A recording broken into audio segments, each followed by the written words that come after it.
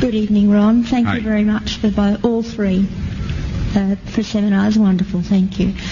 My question is that you said that you had the blood of our Lord examined by the Israelis. That's correct. What was their determination of that? Okay.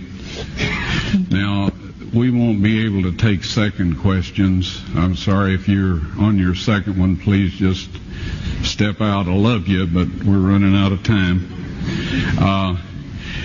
Real quickly, okay. Dried blood is dead blood. Everybody knows that, all right? They can test the blood of the pharaohs, the mummies of the pharaohs, all right? There's certain things they can do. They cannot get a chromosome count by any method I'm familiar with, all right? Things keep changing. I don't profess to know everything. However, there's no way I know that you can get a chromosome count out of dead blood. You can get a DNA and some other things, but not a chromosome count, all right? That's done by living white blood cells. Now then, first of all, in this analysis, I took the blood into a laboratory in Israel. I asked one of the people I work with in antiquities, where is a good laboratory that does reliable work? And they said, such and such, such and such. I took it. I just said, please examine this blood and tell me what you can tell me about it. All right? They said, well, look, we're going to reconstitute it. We're going to put it in normal saline and keep it at body temperature for 72 hours with gentle swirling. All right? That's their business. That's great. I said, now I want to be there when you check it out. They said, fine. So I was back. They checked it out. I said, now, they said it's human blood. We can tell that.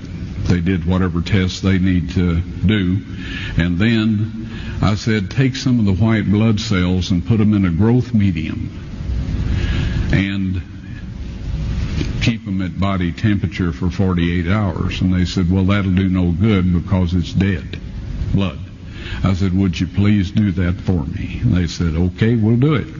So anyway, I said, I want to be there when you take it out and examine it. So I was back there. They took it out, examined it under a microscope, and the one technician called the other one over there, and then they called the boss over there, and they were talking Hebrew a mile a minute there for a little bit, and they looked at me and they said, Mr. Wyatt, this human blood only has 24 chromosomes in it.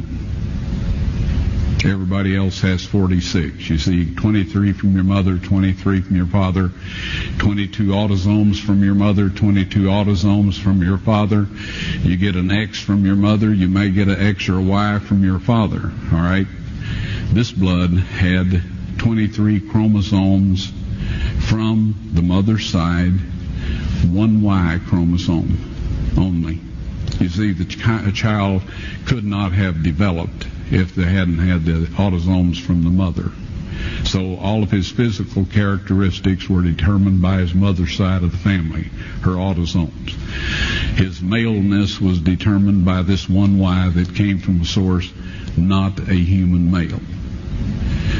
Then they said, this blood is alive. And then they said, whose blood is this?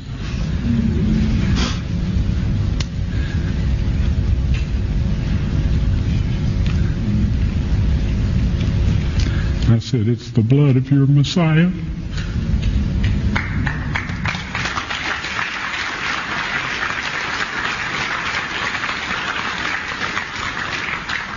And I assure you, those men's lives have changed. You're welcome.